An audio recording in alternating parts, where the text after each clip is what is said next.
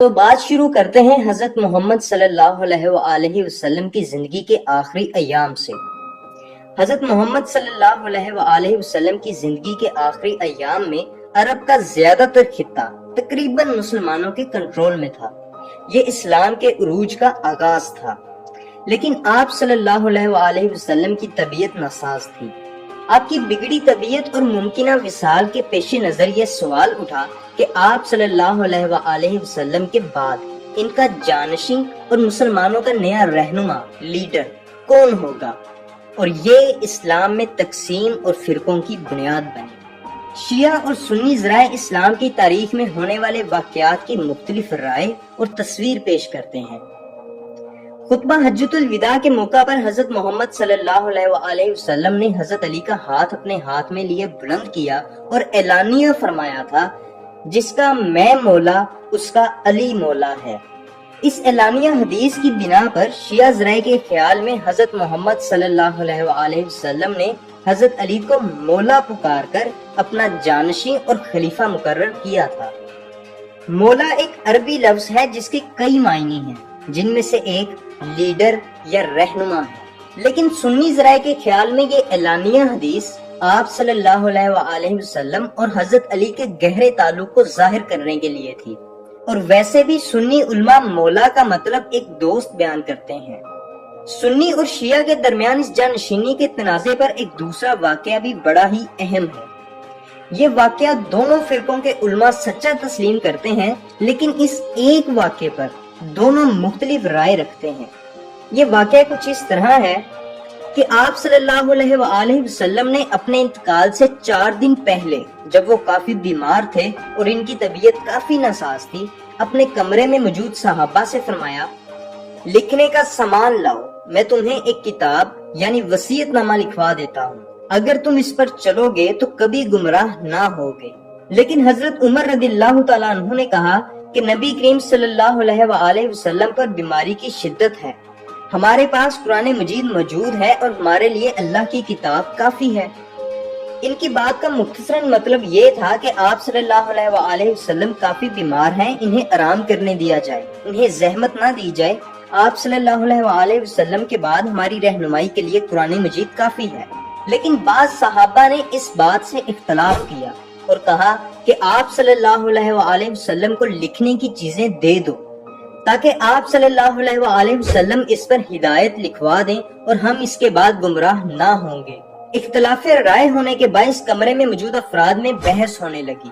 جب دو گروہوں کے درمیان بحث و تکرار شدت اختیار کر گئی اور شور و غل زیادہ ہونے لگا تو نبی کریم صلی اللہ علیہ وآلہ وسلم سخت ناراض ہوئے اور فرمایا کہ یہاں سے چلے جاؤ۔ صحابی رسول ابن عباس رضی اللہ تعالیٰ عنہ بیان کرتے ہیں کہ کمرے میں موجود لوگوں نے اختلاف رائے اور شور کر کے آپ صلی اللہ علیہ وآلہ وسلم کو وہ ہدایت یا وصیت نہیں لکھوانے دی۔ معزز دوستو، اس بات کا کوئی اندازہ نہیں کہ آپ صلی اللہ علیہ وآلہ وسلم کیا وصیت لکھوانا چاہتے تھے۔ شیعہ حضرات دعویٰ کرتے ہیں کہ نبی کریم صلی اللہ علیہ وآلہ وسلم حضرت علی کو اپنے بعد اپنا جانشین یا خلیفہ نامزد کرنا چاہتے تھے، جبکہ سنی حضرات دعویٰ کرتے ہیں کہ نبی کریم صلی اللہ علیہ وآلہ وسلم نے واضح طور پر اپنا جانشین نامزد نہیں کیا، بلکہ اس کا فیصلہ مسلمانوں پر چھوڑ دیا۔ اس کے علاوہ بھی کچھ واقعات ہیں جن پر سنی اور شیعہ جانشینی کے سلسلے میں اپنے اپنے دعوے قائم کرتے ہیں، لیکن مختصراً 632 عیسوی میں نبی کریم صلی اللہ علیہ وآلہ وسلم کے وصال کے بعد امت کا کسی نئے رہنما پر اتفاق رائے نہیں تھا۔ ایک طرف ادھر حضرت علی نے جنازے کے انتظامات کی ذمہ داری سنبھالی تو دوسری طرف مدینہ میں جانشینی کے فیصلے کے لیے ایک اجتماع ہوا۔ پہلے تو حضرت علی، حضرت عمر اور حضرت ابو بکر اس اجتماع میں موجود نہیں تھے اور یہ بات چیت ان کے بغیر ہوئی، لیکن جب حضرت ابو بکر اور حضرت عمر کو معلوم ہوا تو وہ حضرت علی کے بغیر ہی اس اجتماع میں پہنچ گئے اور اجتماع کی صدارت خود سنبھال لی۔ سخت اور طویل بحث کے بعد حضرت عمر وہاں موجود افراد کو اس بات پر قائل کرنے میں کامیاب ہوئے کہ حضرت ابو بکر کو نبی کریم صلی اللہ علیہ وآلہ وسلم کا جانشین اور مسلم امت کا خلیفہ منتخب کیا جائے۔ یوں حضرت ابو بکر رضی اللہ تعالیٰ عنہ نبی صلی اللہ علیہ وآلہ وسلم کے جانشین اور اسلام کے پہلے خلیفہ منتخب ہوئے۔ لیکن حضرت علی کو اس فیصلے سے بعد میں آگاہ کیا گیا۔ پہلے تو حضرت علی اور ان کے حامی افراد نے اس فیصلے کو تسلیم کرنے سے انکار کر دیا، کیونکہ یہ فیصلہ حضرت علی کو اعتماد میں لیے بغیر ان کی غیر موجودگی میں کیا گیا۔ حالانکہ حضرت علی جانشینی اور خلافت کے لیے ایک مضبوط امیدوار تھے، لیکن حضرت عمر نے تمام اصحاب رسول کو حضرت ابو بکر صدیق کی خلافت تسلیم کرنے کے لیے قائل کرنا جاری رکھا۔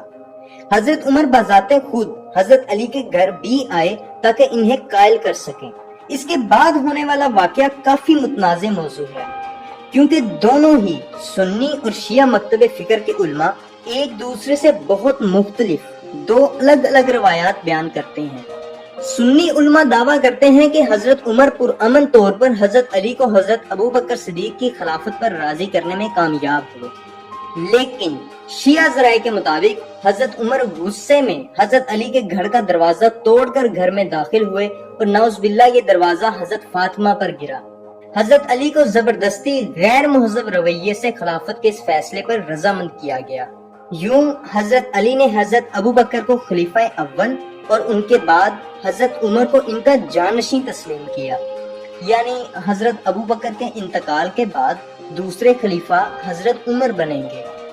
لیکن دروازہ توڑ کر گھر میں داخل ہونے والی یہ روایت جھوٹی اور اسلام دشمن سازش معلوم ہوتی ہے، کیونکہ جس زمانے کا یہ واقعہ بیان کیا جاتا ہے اس زمانے میں تو عربوں کے ہاں دروازے کا تصور اتنا عام ہی نہیں تھا۔ اس وقت تو گھر یا کمرے کے داخلی راستے پر بڑی بڑی چادریں پردے کے طور پر لٹکائی جاتی تھیں۔ کوئی بھی آنے والا گھر والے کا نام مخاطب کر کے اندر آنے کی اجازت طلب کرتا اور اجازت ملنے پر پردہ ہٹا کر اندر آ جاتا۔ ویسے بھی اس روایت کو بیان کرنے والے راوی ابان بن ابی عیاش کی شخصیت پر کافی اعتراضات کیے جاتے ہیں۔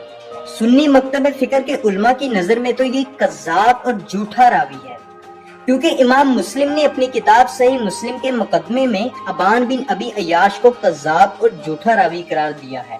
لیکن دلچسپی کی بات تو یہ ہے کہ شیعہ مکتب فکر کے بعض علماء بھی ابان بن ابی عیاش کو جھوٹا اور کذاب راوی قرار دیتے ہیں، جن میں علامہ ابو القاسم الخوئی کا نام قابل ذکر ہے۔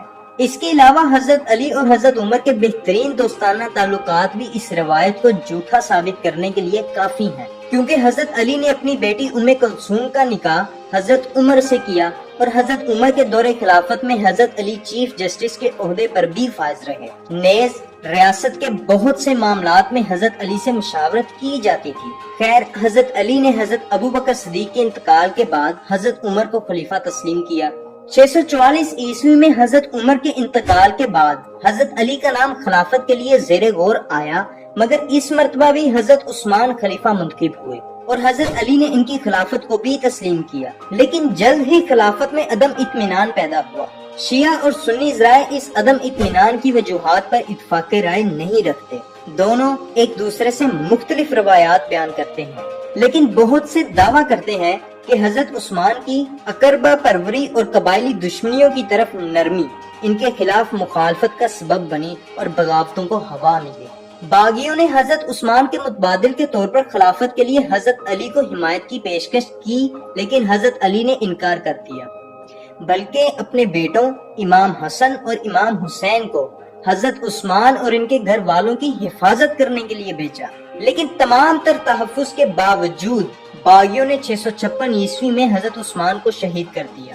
حضرت عثمان کی شہادت کے بعد حضرت علی اسلام کے چوتھے خلیفہ بنے، لیکن حضرت علی کا منتخب ہونا اتنا بھی سیدھا اور آسان نہیں تھا۔ حضرت عثمان کی شہادت کی وجہ سے حضرت علی کو بہت مخالفت کا سامنا کرنا پڑا، خصوصاً بنو امیہ خاندان کی طرف سے، کیونکہ حضرت عثمان بنو امیہ خاندان کے فرزند تھے۔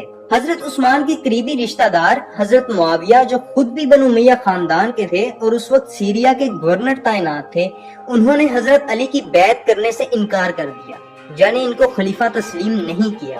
وہ حضرت علی سے حضرت عثمان کی شہادت کی ذمہ داروں کو سزا دینے کا مطالبہ کر رہے تھے۔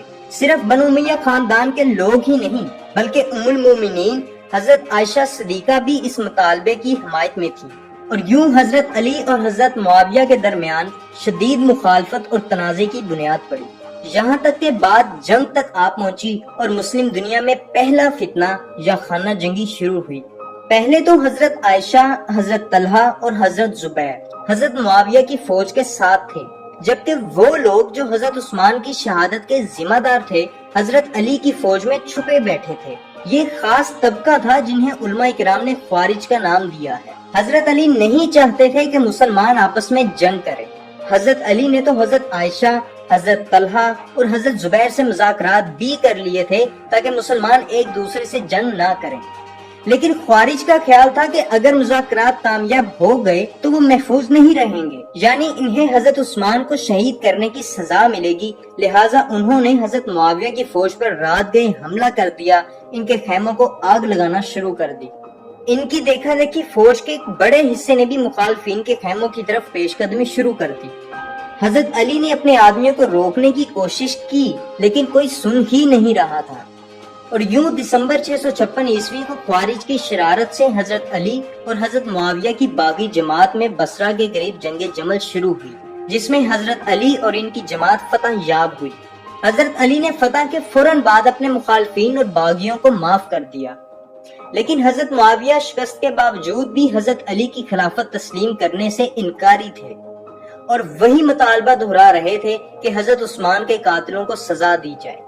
پھر جب 657 عیسوی کو دوبارہ دونوں فوجیں جنگ صفین میں آمنے سامنے آئیں تو کافی جنگ و جدل کے بعد حضرت معاویہ کی فوج نے مزید تنازع کو روکنے کے لیے مذاکرات کا مطالبہ کیا تاکہ مسلم امت آپس میں دست و گریبان نہ ہو۔ مذاکرات جو غالباً 658 یا 659 عیسوی میں ہوئے، ان کے تحت طے پایا کہ حضرت علی اور حضرت معاویہ دونوں اپنے اپنے دعووں سے دستبردار ہو جائیں اور مسلم امت کو اپنا حکمران یا رہنما منتخب کرنے کا موقع ملنا چاہیے، لیکن حضرت علی نے اس فیصلے کو مسترد کر دیا، اور دوسری طرف 660 عیسوی میں حضرت معاویہ نے دمشق میں خود کو خلیفہ قرار دے دیا اور یہ تنازع اسی طرح جاری رہا۔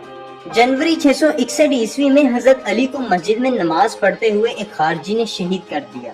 ان کی شہادت کے بعد ان کے بیٹے حضرت امام حسن نئے خلیفہ بنے، لیکن ابھی بھی مسئلہ وہیں برقرار تھا، یعنی ادھر کوفہ میں حضرت امام حسن خود کو خلیفہ قرار دیتے تھے اور ادھر دمشق میں حضرت معاویہ خود کو خلیفہ قرار دیتے تھے۔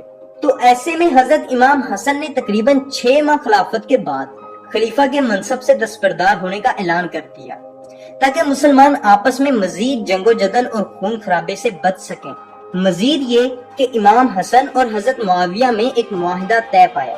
اس معاہدے کے تحت حضرت امام حسن نے حضرت معاویہ کو اس شرط پر خلیفہ تسلیم کیا کہ وہ اسلام کے مطابق کام کریں گے۔ حضرت معاویہ کوئی جانشین مقرر نہیں کریں گے، بلکہ انتخابی کونسل یعنی شورا کے ذریعے ایک نیا خلیفہ منتخب کیا جائے گا۔ حضرت معاویہ حضرت علی پر سب و شتم کرنا اور حضرت علی کے اہل خانہ اور ان کے حامیوں کو ستانا ترک کریں گے، لیکن حضرت معاویہ اس معاہدے پر قائم نہیں رہے۔